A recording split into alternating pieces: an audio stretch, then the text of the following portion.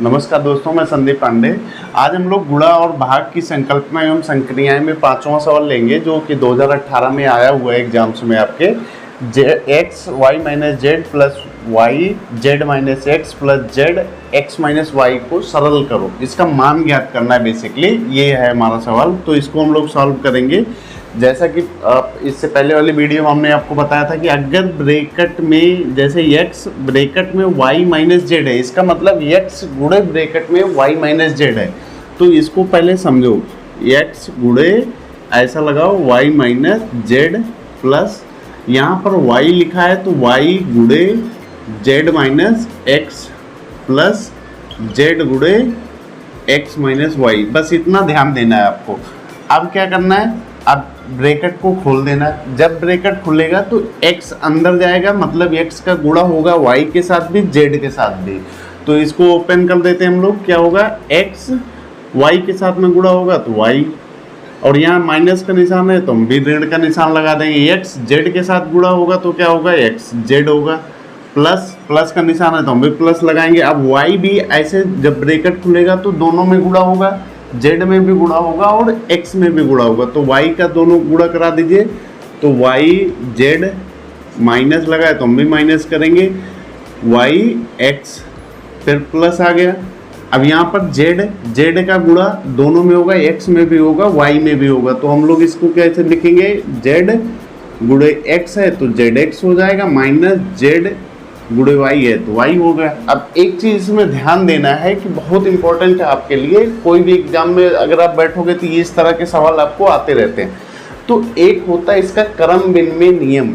जैसे यहाँ पर हमने लिखा है एक्स वाई है, तो यहाँ पर क्या है, वाई एक्स है। यहाँ एक्स वाई है, यहाँ वाई एक्स है। ये ध्यान देना है, क्रम विनिमय नियम। इस नियम के हिसाब से क्या होगा, इस नियम के हिसाब से होगा। अगर मान लो हम आपको बोल रहे हैं 2 गुणे 3 बराबर कितना होगा, 2 3 6। अब हमने 3 को आगे रख दिया तो 3 गुणे 2 बराबर कितना होगा, 3 दूनाई 6। और एक दो उदाहरण ले लेते हैं। 2 गुणे 5 बराबर 10। अब यहाँ पर 5 गुणे 2 कर दो तो ये बराबर कितना होगा, ये भी 10 होगा। मतलब जो गुणा होता है वो क्रम विनिमय नियम को फॉलो करता है, क्रम विनिमय नियम के हिसाब से होता है। तो यहाँ पर क्या है, यहाँ पर आपको कंफ्यूज नहीं होना है। यहाँ पर एक्स वाई लिखा है, यहाँ पर वाई एक्स लिखा है, मतलब इसको हम एक्स वाई इसको भी हम लिख सकते हैं इस नियम के हिसाब से, क्रम विनिमय नियम के हिसाब से। तो हम एक बार और उसको लिख लेते हैं, एक्स वाई माइनस यहाँ पर एक्स जेड है तो हम एक्स जेड ही लिखेंगे, प्लस वाई जेड है तो वाई जेड लिखेंगे, माइनस ये एक्स वाई यहाँ पर है, यहाँ वाई एक्स है तो इसको हम एक्स वाई लिख सकते हैं। भाई यहाँ पर हमने आपको समझाया कि क्रम विनिमय नियम का पालन कर रहा है ये। अब क्रम विनिमय नियम का पालन करेगा तो डेट मीन्स यहाँ पर अगर ये वाई एक्स है तो हम इसको एक्स वाई लिख सकते हैं। भाई गुणा है, कोई दिक्कत नहीं। जहाँ यहाँ पर ये दोनों एक्स गुणे वाई है ना, तो जैसे यहाँ पर 2 गुणे 3 था, फिर 3 गुणे 2 हो गए, बराबर है, वैसे ये भी बराबर हो जाएगा। तो इसको हमने लिख दिया। अब यहाँ पर हमारा एक्स जेड है, यहाँ जेड एक्स है, तो हम इसको भी बराबर कर लेंगे। तो ये क्या होगा, एक्स जेड हो जाएगा, माइनस यहाँ वाई जेड है, यहाँ जेड वाई है, तो इसको भी हम लोग वाई जेड लिख लेंगे। अब क्या है, एक्स वाई यहाँ पर एक्स वाई प्लस में है, यहाँ पर एक्स वाई माइनस में है। तो इसको ध्यान देना, बिल्कुल बेसिक से समझा रहा हूँ आपको। इसको ध्यान ये देना है कि इन दोनों को पहले पास में लिख लो। तरीका, सबसे आसान तरीका यही है, X Y minus X Y, फिर एक्स जेड को उठाओ, दोनों को साथ में लिख लो, माइनस एक्स जेड, और यहाँ पर आ गया प्लस एक्स जेड, फिर आ गया वाई जेड है तो plus Y Z minus Y Z. अच्छा, अब 1 मिनट के लिए भूल जाओ कि यहाँ एक्स वाई लिखा है। यहाँ पर अगर हम 1 गुणे एक्स वाई कर रहे हैं तो कोई प्रभाव पड़ने वाला है, नहीं पड़ने वाला, क्योंकि 1 का किसी भी संख्या के साथ गुणा करोगे तो वही रहेगा, कुछ बदलेगा नहीं। यहाँ पर भी 1 गुणे एक्स वाई लिख दो। तो अब ये एक्स वाई को भूल जाओ कि एक्स वाई भी कुछ है। तो यहाँ क्या हुआ, 1 माइनस 1, मतलब 1 में से 1 को घटाओगे तो क्या आएगा, 0 आएगा। अब 0 आएगा तो एक्स वाई का किसी भी 0 से किसी भी संख्या में अगर गुणा करोगे तो 0 ही हो जाएगा। तो अल्टीमेटली ये क्या हुआ, 0 हो गया। यहाँ पर इसको ऐसे सेम है, इसको करो एक्स जेड है, ये भी एक्स जेड है, तो मतलब ये माइनस में है। अब यहाँ पर एक गुणे लिख दो, ये भी एक गुणे लिख दो। अब यहाँ एक्स जेड को तो भूल जाओ कि एक्स जेड भी कुछ है, तो एक माइनस एक मतलब एक में से एक घटाओगे जीरो हो जाएगा, तो मतलब जीरो में फिर एक्स जेड का गुणा करोगे तो वो भी जीरो हो जाएगा, तो डेट मीन्स फिर से हमें जीरो मिल गया।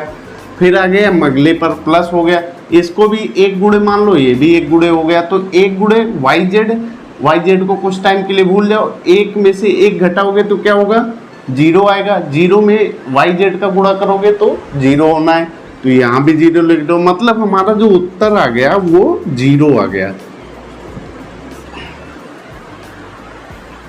ठीक है, अब अगर ऐसे आपको बिल्कुल बेसिक से समझना हो तो आप ऐसे समझ सकते हो। अगर आपको थोड़ा बहुत समझ में आ रहा है तो आप यहाँ से भी समझ सकते हो कि ये एक्स वाई है, यहाँ पर एक्स वाई है, तो एक्स वाई एक प्लस में है एक माइनस में है, तो दोनों यहाँ से कैंसिल हो गया। एक्स जेड यहाँ पर माइनस है, एक्स जेड यहाँ पर प्लस है, ये दोनों कैंसिल हो गया। वाई जेड यहाँ पर प्लस है, वाई जेड यहाँ पर माइनस है, ये दोनों कैंसिल हो गए, तो मतलब जीरो हो गया।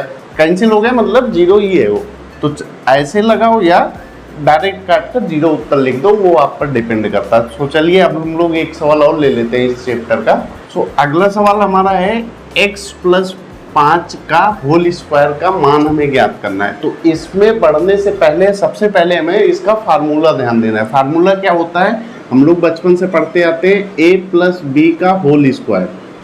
तो ये बराबर क्या होता है, a square plus B square plus 2 into A into B, ये होता है अपना फार्मूला होता है। अब इसमें क्या है, x जो है उसको a की जगह पर रख लो, 5 को b की जगह पर रख लो।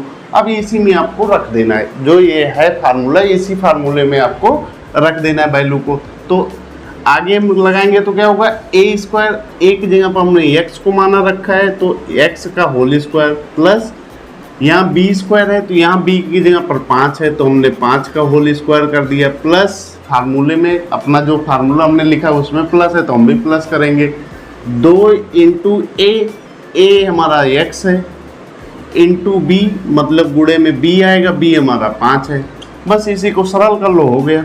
अब x का होल स्क्वायर मतलब ये हो जाएगा x गुणे x, 2x है।